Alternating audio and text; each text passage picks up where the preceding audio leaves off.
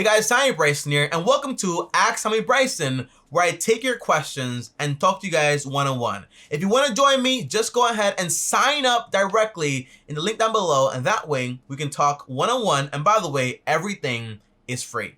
Let's get started. Hi, hello, is this Tamarcus? Yeah, Tommy.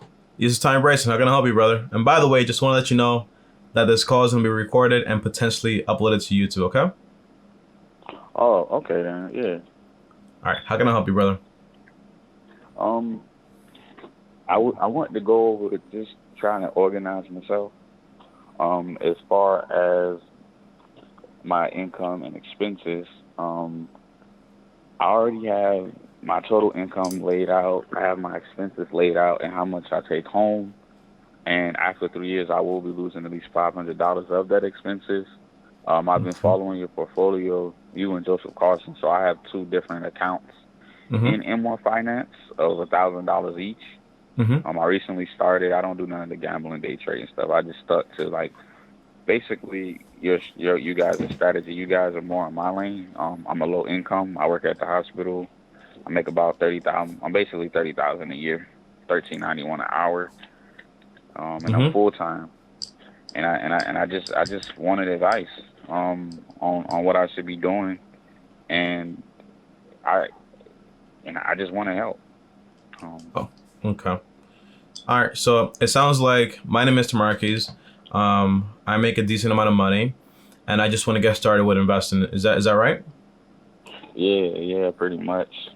Okay. And you said you already know exactly how much money you spend. How much money do you spend per month?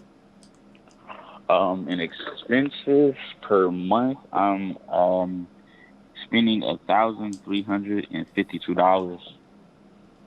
$1,300. So you're telling me that after, for example, you have around $800 left over every month? No, I have about $1,000 I have $1,079.72 left over, and my income is $2,431. Wow. And what are you currently doing with that money? So far, I have a $10 ACORN account that deducts every Friday. I have an M1 Finance account with two separate portfolios. I have $1,000 in M1 Finance. Then I have one of your portfolios in the other one. And then also I have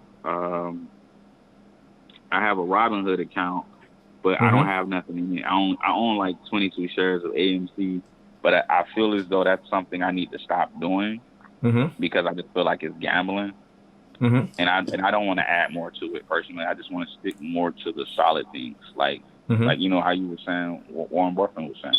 Yeah. So here's what it sounds like to me. It sounds like right now you're just trying to see exactly what works, right? Yeah, I'm trying to build a strategy and stick to it. Okay.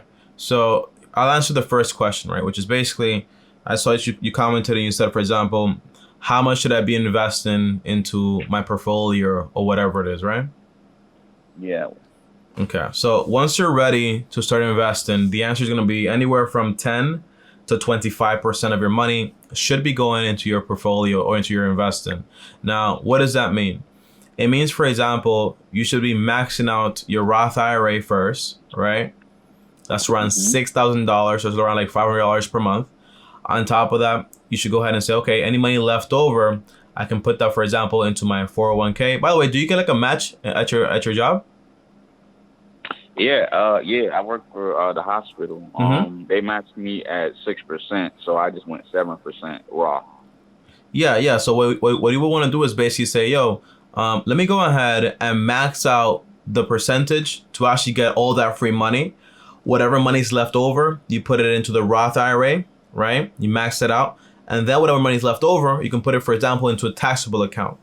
Now, as far as, for example, what to invest into, it's going to be very hard to move forward if you have like 20 different strategies or even two, right? Because you kind of like having your money like spread very thin, especially because you're investing like around $1,000, something like that, which is a lot of money, by the way, over a long period of time.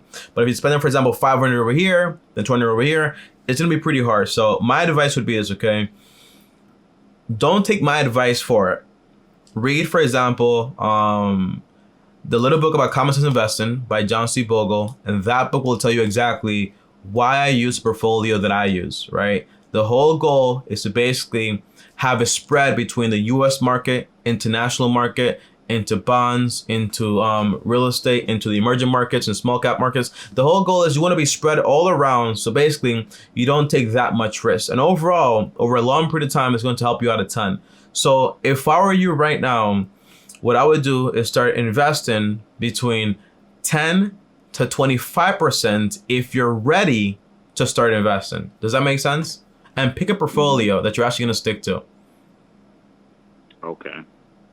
Now, here's what I mean as far as like, hey, Tommy, all right, so how do I know I'm ready to start investing, right? The first question is, are you debt free right now? Say it again. Are you debt free right now?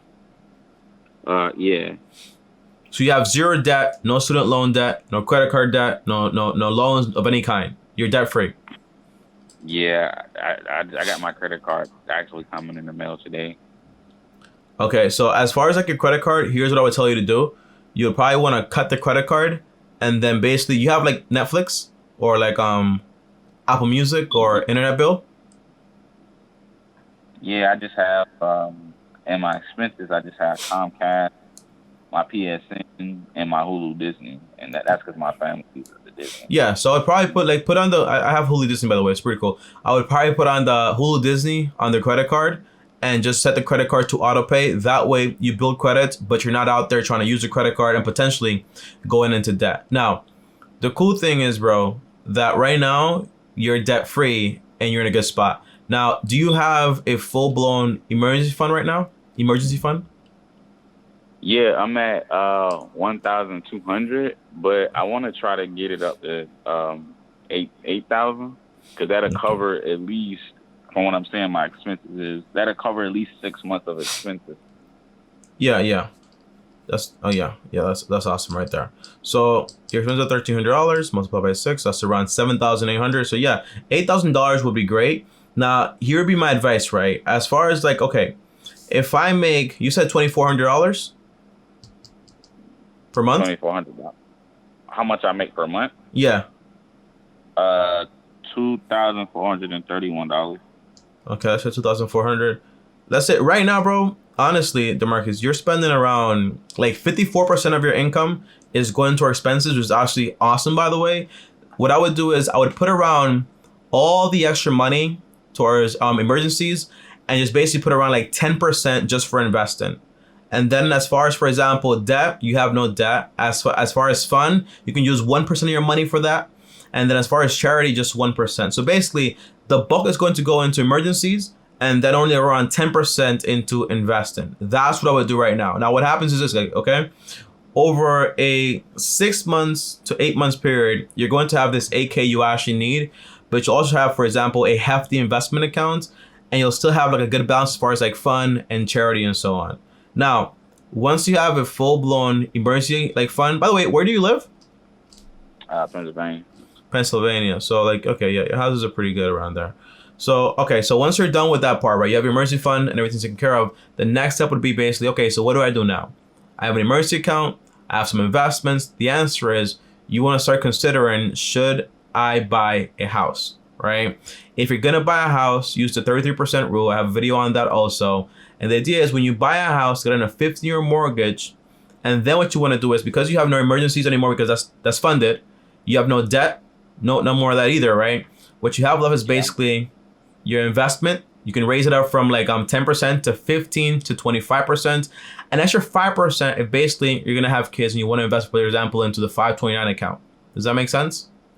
Yeah, I was looking up the UGMA just in case he didn't want to go to college. Yeah. So you can get a 529 account and just start contributing to that. That way, if they do want to go to college, you can have that money there to actually go ahead and help them out. Now, once you buy this home on a 15-year mortgage following the 33% rule, the idea is you want to grab at least 15% of the money you make and throw it towards the mortgage. That way you're done a lot faster with it.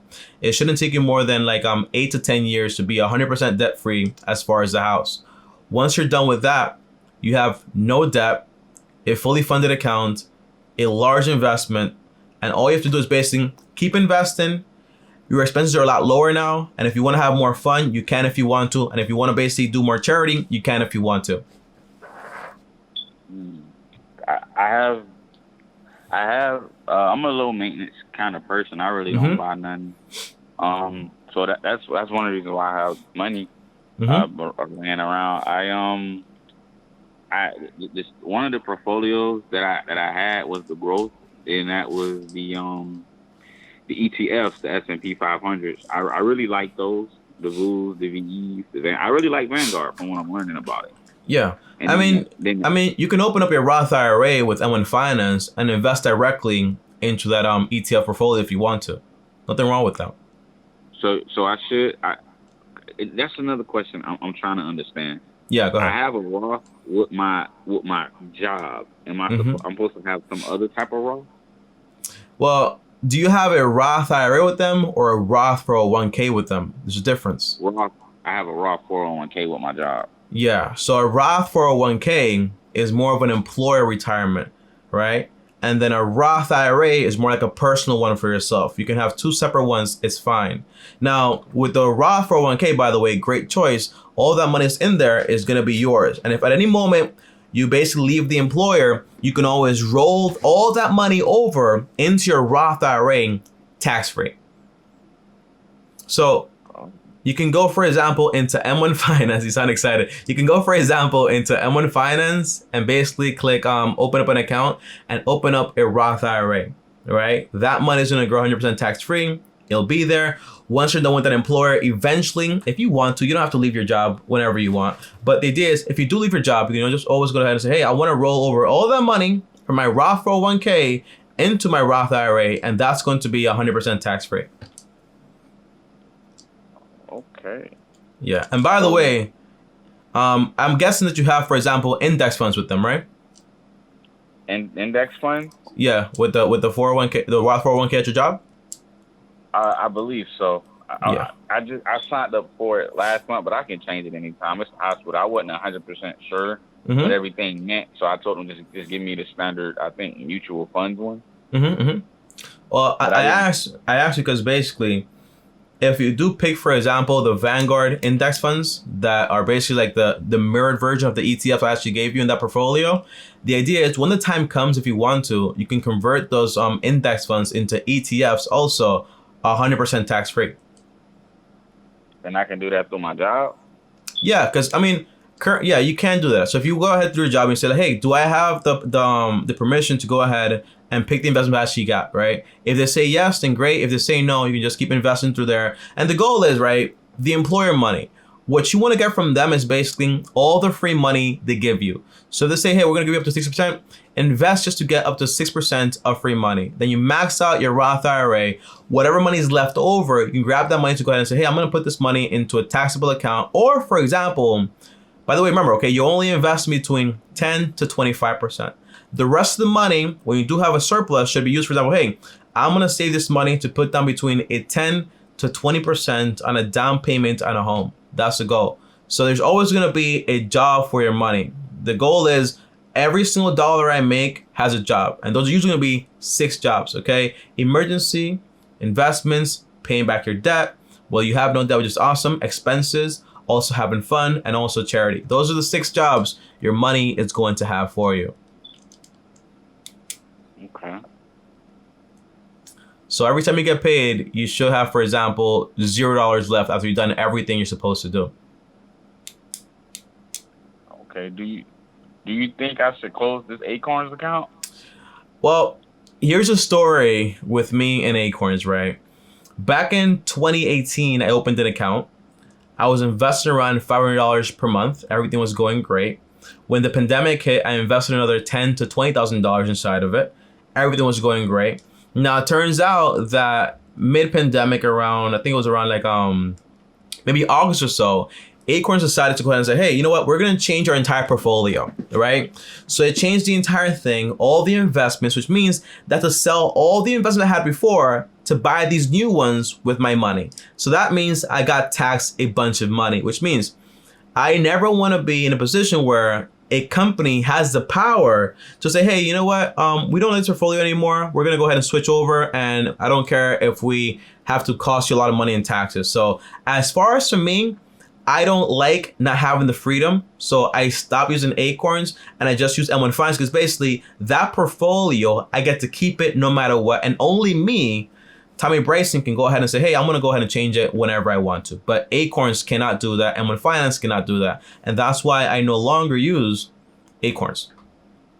Okay, all right. Thank you for that. 'Cause I felt like that's just another way I'm just spreading myself thin, and I could be investing somewhere else. Yeah. You just gotta be like be purposeful with everything you do. You know, so every dollar you have should have a job. So when you get paid, you say, all right, so I'm gonna break this up. I'm gonna grab 10-20%, save it for emergencies. That way, like I'm done with that a lot faster. I'm gonna grab 10%, put it, for example, that for investing, whether it's, for example, in the Roth 401k to get the max match, and then the rest of the money goes, for example, into my Roth IRA. I'm gonna grab the rest of the money, my expenses, some for fun, on top of some for charity. That's the goal. So when you're done getting paid, everything should be done for you. And by the way, right, it sounds like a lot, but it's not, because once you go to M1 Finance, you click, for example, auto transfers, and it automatically invests that money. And so will your job for you too, right? So everything from the investment side is done for you. The savings side. Now, do you have a savings account right now? Because I did see that you mentioned something about savings accounts. Yeah, I have it through my bank, but I've been listening around trying to hear what people think. Mm-hmm. People there on the internet, they're mentioning try to find like a high yielding savings online bank that's FDIC insured. Yeah, So yeah. FDIC. You get a high yielding savings account. It's better than going through a regular bank, which is only giving you like 0.5%. So your dollar, you only get like $2 per year. It's kind of like the average. What bank do you have right now? I'm with Woodlands. Woodlands. That's like a local bank in your area? Yeah, that's a local bank. All right. So my advice would be this, okay? When it comes to your emergency fund, you do want to have that money, for example, in a high yield savings accounts. Now, there's always going to be a lot of playing around, like, hey, 1 year this company offers 1%, but the next year there's another company offering, for example, 1.2%. Those are like two penny questions, okay? You don't want to waste your time on that. You just want to pick an account. For me, that account that I really, really, really like is called Wealthfront, or, for example, SoFi, right? SoFi is also a great account. Now, the idea is, okay, all your money is going to be working for you in a separate place. The only reason you want to have a high yield savings accounts is just to hold, for example, your emergency money. So once you open up, for example, a Wealthfront account or a SoFi account, you want to set it so it automatically requests the money every single time you get paid, so it can start filling itself up. Now, why do you want that separate? Because basically, if things get bad, what I don't want you to do is say, hey, you know what? I'm just going to grab some money from here and then put into my spending. No, you want to have the money separate. That way you're less tempted to go ahead and use that money. Does that make sense? Yeah. And you remove impulse. Yeah, exactly. That's exactly what you're doing. So the way I would set it up is basically, I'm guessing you get paid your money through the Williams Bank. That's where you receive your checks? No, my checks go through ADP, and then I just transfer my money, and then I just put my money in my Woodlands Bank. I try to keep my money in different places. Somewhat. Like, I leave my checkings for my checkings, and then I make, like, my work card is my own card I pay my bills on. Yeah. So that's actually a great system. What I would do is basically, I'd probably use the Williams Bank just for expenses, because basically they don't pay you anything. Right, so you can use that for your fixed expenses like your rent and whatever else you have, and then, for example, like your variable ones like groceries and so on. So have the money go to that one just for expenses. Your emergency account, you can have that, for example, with Wealthfront or SoFi, automatically sent over there. Your investments, well, in reality, that's going to be requested every single month, for example, by M1 Finance. If you want, you can send the money directly over there. That way it's there. And by the way, M1 Finance also has, for example, a free check-ins. So keep that in mind too. And then as far as, for example, the debt, you don't have any debt. Fun, you can grab 1%, say, hey, I'm going to grab this money that's 1% and go out there, have some fun with it. Charity, it can also be automated. Okay. I wanted to ask about the Roth IRA. That was the topic I just learned from you. Just then. So I want to max it out to six. I want to apply 6,000. I want to pay it as much as I can, max it out to 6,000, then Yeah. remove it, Well, and then well, max it out well, again. not max it out. Let me explain this. Let me explain this thoroughly, right? What I'm telling you is how to use ratios, right? Ratios are basically percentages you're going to use for your money, right? So your priority right now is basically building a foundation. That's the stage you're on. You're on stage 2 of my entire plan. That means your priority is to start investing, but to also focus on building an emergency fund, right? So that's your main focus, emergency fund. So that's why I say, for example, hey, grab 10 to 20% of your money and put it towards emergencies, right? In that account separately. Then you want to grab 10% of the money you make and put it towards investing. That means, for example, maxing out the match at your company. And also whatever money's left over, you put it, for example, into your Roth IRA. Now, obviously, if you're making $2,400 and you grab, for example, 10% of that, that's only going to be $240, right? So after you, for example, max out the match, you might not have anything left over for your Roth IRA. That's fine. You know, because again, our priority right now is to just build up our emergency fund. Once you're done with the emergency fund, you can focus on more and more investing. But the point is, if at any point you do lose a job or anything like that, the goal is, hey, I have 6 months or 3 months here to say, hey, I'm good to go. Everything's going to be fine. Does that make sense? Yeah, and this is after my Roth through my company, it automatically comes out.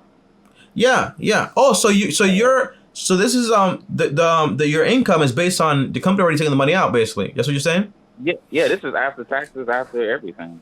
Yeah. This is So what I then, have. so that's awesome. So just calculate the percentage they're taking. So for example, if your actual wage is 2,500, right? Then say, okay, what percentage are they taking from me? If that should be like around 6%, something like that, like 6%. Yeah, So that means you have I give them. go I give ahead. them 7. They match 6. Yeah. So you give him 6. Just get all the free money, and then you grab the extra 4% and you put it, for example, into your Roth IRA. Okay. Yeah, so that way you're building up your Roth IRA. But remember, once you're done with the emergency account, the goal is I want to bump my investments from 10% to between 10 to 20 to 25%. That's the goal there. But once you hit stage 3, it's all about lowering your expenses by basically buying a home. So when you buy this home, again, the priority is freedom here, right? So once you buy this home on a 15-year mortgage, you're going to be throwing, for example, an extra 15% towards the mortgage to basically pay this off as fast as possible, all while you're basically investing too. And this is the 33% rule. Yeah, so the 33% rule basically means the home you buy cannot take more than 33% of your monthly income on a 15-year mortgage. So that includes, for example, the mortgage, the maintenance, the taxes, everything, HOA fee, insurance, everything included cannot exceed, for example, more than 33% of your monthly income. You can either put down, for example, a 10% down payment at minimum, or for example, a 20% down payment, which I really recommend because basically that way you basically avoid mortgage insurance. But if you can't, 10% is going to be just enough. It's going to be fine. Okay. Well, thank you. I need to help with this, but I was trying to get organized. Yeah, man. So you were, one thing I can tell about you, man, is that you're very frugal, right? And frugal people are always going to get ahead. However, the one thing you have to do is just make a decision. Like, hey, what portfolio am I going to follow? And let me just start this automatic way of investing. That way I don't have to think about it. So as far as like how much money you have disposable for a mortgage, it'll probably like around $825. So the goal is you want to find a home where all the expenses are not going to cost you more than that. Where you can throw in a lot of money into the mortgage and be done very quickly, very fast. That way, imagine yourself, how old are you right now? 26. Yeah, so imagine yourself maybe like 7 to 8 to 10 years down the line, you own your own home, you have no debt, and you have a bunch of money in your investment account. That's not like the average person at all. So 36-year-old you is debt-free, owns a home, has an emergency account fully funded, a bunch of money in investments, can continue to invest, have more fun, buy the car you want for cash. Does that make sense? Does it sound good? Yeah, that's what I'm trying to do. Yeah. See, that's what you're gonna get. Like if you follow it step by step, but you just take it easy. Step one is foundation. Emergency fund is your priority while you're investing a little bit. Step three is, well, I want to go ahead and lower my expenses. I want to buy a home and keep investing.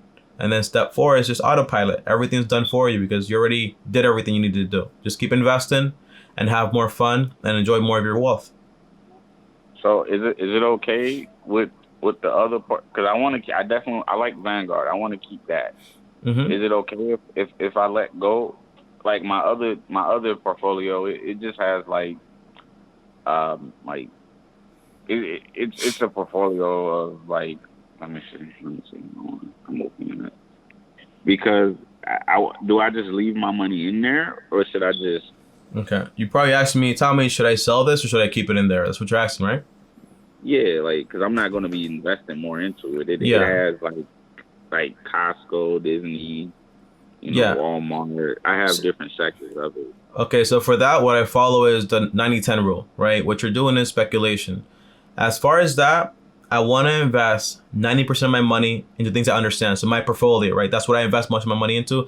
If I want to speculate, I can do that with 10% of my money and it won't hurt me or deviate me way too much. So if you want to keep that, that's fine. But just No, I don't mean, add any more money to it. oh, so I Uh, can, because it's a dividend portfolio, and I yeah, figured I'll just stop investing into it, and then I'll just invest only into the growth Vanguard portfolio. Yeah, you can do do that, right? But don't add any more money to Okay. it. You don't have to sell it if you don't want to, but if you want to sell it and put that money in there, just make sure you have money on the side to cover the taxes when the time comes. But if you want to keep it in there and see how it does and so on, understand in a way you're speculating on that and understand you can lose everything, and that's fine. But just make sure it's Is not like the bulk of your money. and then with the tax thing, so I'd have to pay directly at the end of the year. I'd have to like just pay So something that's not taxes, automatically right? deducted.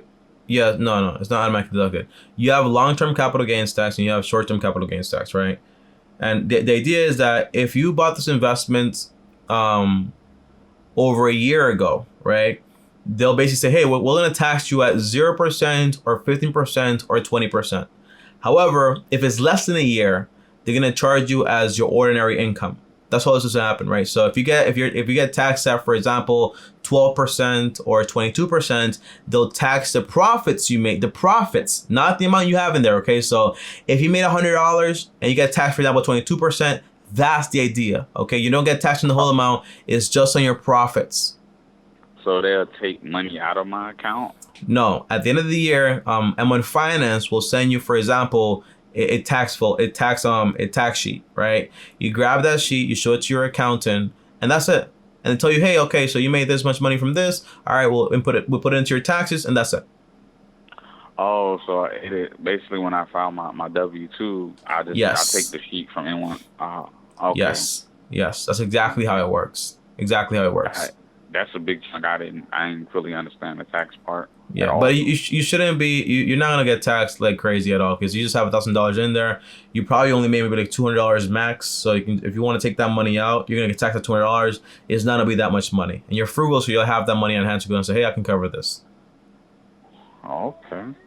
Yeah. Now, as far as like your long-term portfolio and how you're gonna get taxed, it's pretty simple, right? The Roth IRA is basically with post-tax money, so you're not gonna get taxed now or then either because you already paid the taxes on it. So just let that money grow and grow and grow. When it's time to take this money out, you can take it all out 100% tax-free. It's all yours.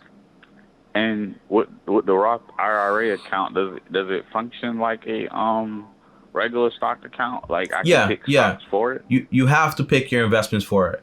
It's just an account, Oh, retirement account, but you have to pick the investments for it. So what I would do if I could qualify for one, because I can't qualify for one, I make too much money.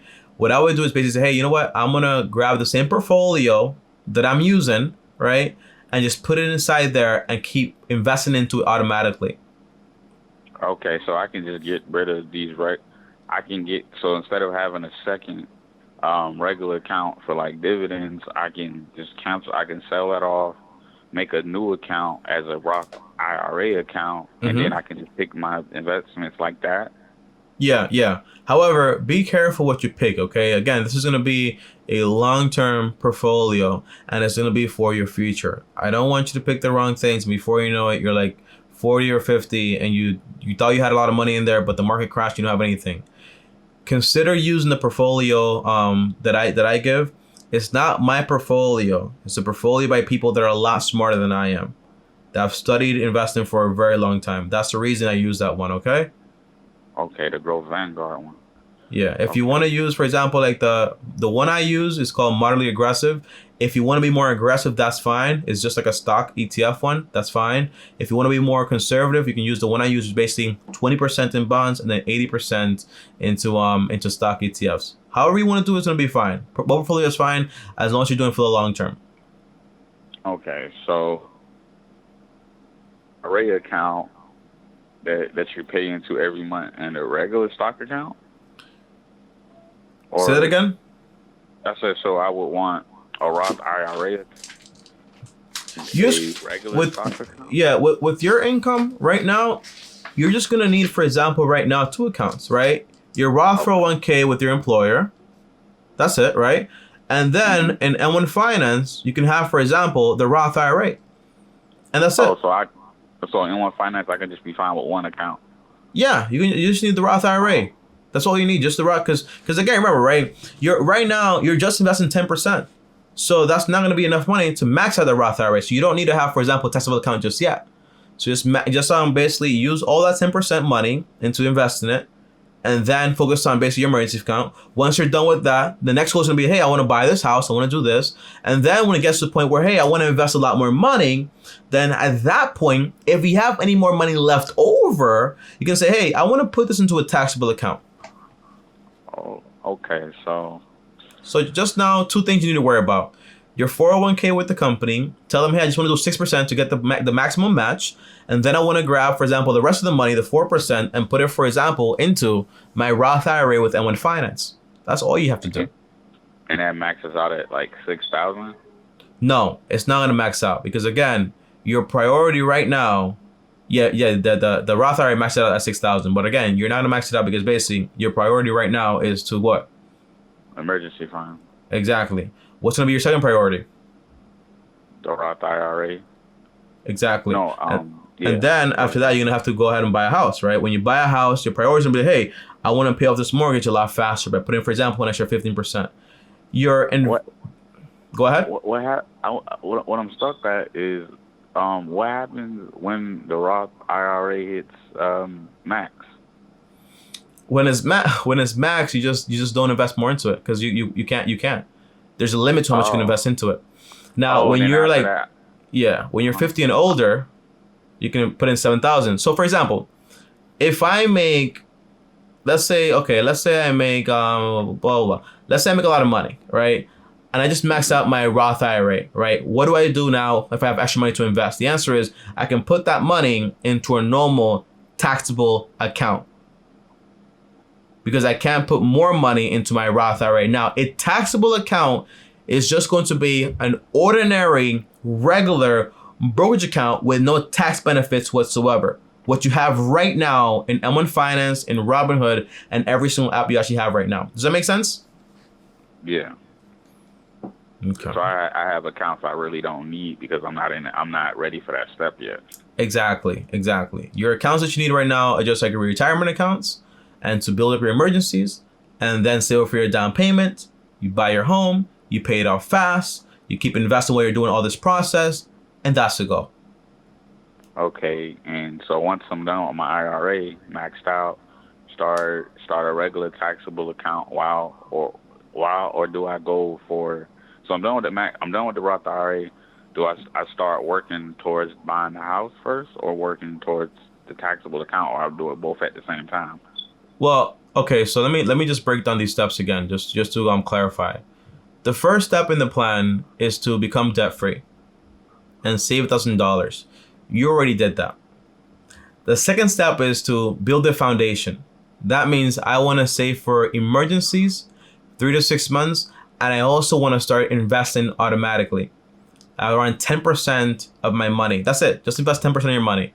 Now you're gonna be saving for emergencies around 10 to 30%, even more of your money. That's the goal, just for emergencies. Once emergencies is filled up and completed, you move on to phase 3, step 3. That's basically, hey, all right, I have extra money now.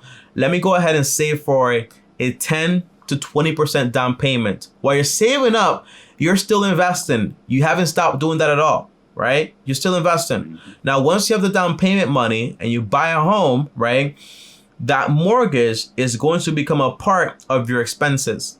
Now, you still should have some extra money left over because, again, you're using the 33% rule. With the extra money, you continue investing, but you also grab, for example, 15% of your income to put it towards paying the mortgage faster, earlier, so you're done. Now, step 4 is once you're done with this house and you pay it off in full, step 4 is all about enjoying your money a lot more. So you keep investing automatically. You never want to stop investing throughout this whole period. But you might actually want to increase your investments actually. And then your expenses are a lot lower because basically you own a home. So that expense is basically gone.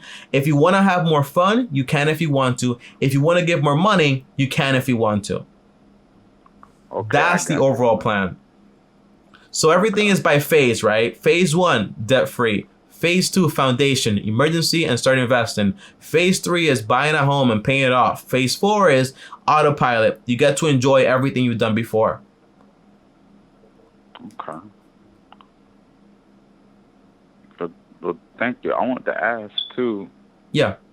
I want to start teaching my kids about this stuff because I'm still learning. Yeah. Do you have any like maybe teenager books that you would recommend that can explain this on like their level? Because I have the book Rich Dad Poor Dad. Yeah. The only thing with Rich Dad Poor Dad is that it involves a lot of leverage. And I'm not a big fan of leverage because, again, you get to risk everything you have. And if things mess up, you get to go bankrupt if you want to. By the way, Robert Kiyosaki did go bankrupt at one point, so I don't like that whole game he plays. As far as, for example, teaching your kids, I'd probably use, for example, an envelope system. So like every time you give them, for example, like any money, whatever, you say, hey, you should always save 10% or 20, 30% and put it on the side for this reason. Just like break them down to them slowly. I don't have any books to recommend so far as kid, but I think Dave Ramsey has a book on kids. It's called what is it called? It's called it's called Smart Money and Smart Kids. It's by Dave Ramsey. Smart Money and Smart Kids. It was made by Dave Ramsey and his daughter Rachel. That should help you too. Okay. But it's all about making it fun and just making it basic. That's all it is. Just breaking it down to a core level. Okay, I got you. All right. Did I answer all your questions? Yeah. All right. Perfect, brother. Well, it was fun talking to you. If you do have any more questions, you can always just go ahead and schedule a call. I'm always available. You know that. And have fun, bro. All right. Well, thank you for helping me out, man. All right, brother. Have fun. You too. All right, guys. So, people might think, Tommy, wow, you explain things so many times. I am such a big fan of breaking things down to a level where anyone can understand it. And I'm still not there yet. The goal is to break it down so you're like, oh, a 5-year-old can understand this, And it's all about just the steps, okay? Step 1 is you basically get out of debt, right? You're debt free. Step 2, foundation, emergency, start investing. Step 3 is you buy a home, lower your expenses. And step 4 is just autopilot. That's all it is. Those are the 4 steps, And overall, that's why I have to create a course. I have to create a system. That way, people can just say, hey, I'm going to go through this whole course and set this up automatically. That way, I don't ever have to worry again. So that's why I take all these calls to learn more and more from you guys directly. Now, guys, if you guys want to be on my show, the next time, well, link down below, click it there, and basically schedule a call. All calls are free. You can always call me. Well, actually, I'll call you. Just ask your question and schedule a call, and I'll be right with you, okay? I'll see you guys next time. As always, like, subscribe, hit the bell so you get notified. And before I go, if you guys want to text me directly all the time, join my Patreon, link down below, or send me a DM on Instagram at Tommy Bryson. And if you guys want to watch another call, here's another call right here, and click my face right here. See you guys tomorrow, and as always, peace.